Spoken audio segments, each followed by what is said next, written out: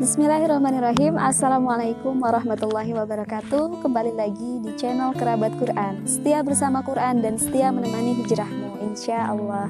Kali ini kita akan bahas tentang bagaimana menjemput keberkahan rezeki. Karena banyak yang gagal fokus ya.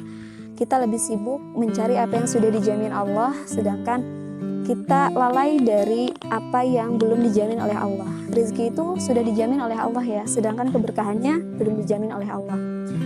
Sebagaimana Allah sampaikan bahwasanya manusia itu selama dia masih hidup, masih bisa bernafas, maka rezeki itu pasti Allah berikan kepada orang tersebut.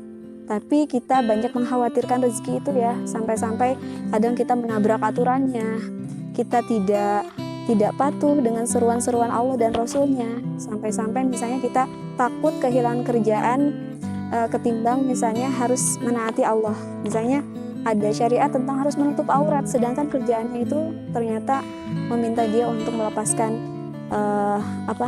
jilbabnya, membuka auratnya. Kan ini sama aja, dia takut kehilangan kerjaan ketimbang takut kehilangan Allah. Nauzubillah min dzalik. Ya, maka fahami oleh kita, rezeki itu sudah jaminan Allah. Dan rezeki itu bukan yang kita ikhtiarkan ya. Yang kita ikhtiarkan memang ya itu rezeki juga, tapi jangan hanya sebatas itu.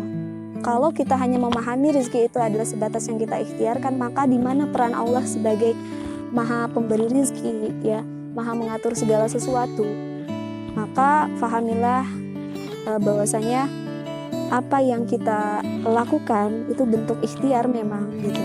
Akan tetapi semuanya itu Allah yang menentukan. Jadi bukan hanya sebatas kita mencari jumlahnya tapi keberkahannya. Bayangkan kalau misalnya rezeki kita penuh dengan keberkahan, pasti Allah curahkan segala kebaikan dalam kehidupan kita, ketenangan di dalam hati kita, dan segala kebaikan-kebaikan bisa kita lakukan lewat rezeki yang berkah itu.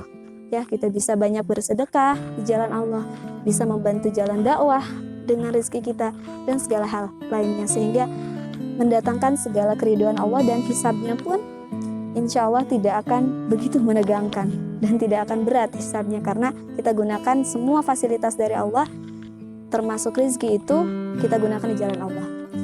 Dan kita pahami bahwasanya semua makhluk itu termasuk bayi yang baru lahir itu rezekinya jaminan Allah. Bahkan kita melihat mungkin fenomena di mana ada orang yang serba kekurangan tapi dia misalnya makan apa yang dia temukan hari itu dengan lahapnya. Nah, sedangkan kita misalnya yang bisa beli segala sesuatu dengan uang kita, tapi ada fase di mana kita gak nafsu makan, fase di mana makanan itu kok serasa hambar ya, biasa aja ya. Nah, itu adalah kenikmatan atau keberkahan di dalam makanan itu ternyata Allah bagikan tidak kepada semua orang ya. Jadi penting bagi kita untuk memahami bahwasanya jemput keberkahan di dalam rezeki kita, jangan hanya sekedar jumlahnya saja. Dan jangan lupakan di dalam ikhtiar kita yaitu berharap, berdoa kepada Allah ya. Sebagaimana kita merayu manusia, kita lebih banyak merayu Allah saja. Kita biasanya akan optimis kalau kita minta bantuan atau pinjam sesuatu kepada orang yang dermawan, kepada orang kaya. Itu kita optimis kita akan menerima bantuan itu, atau kita akan mendapatkan penerimaan gitu ya dari apa yang kita butuhkan. Apalagi kita minta kepada Allah yang bukan hanya dermawan dan kaya, tapi juga maha dermawan dan maha kaya. Maka banyak merayu Allah, banyak meminta kepada Allah apa yang menjadi hajat dan kebutuhan kita.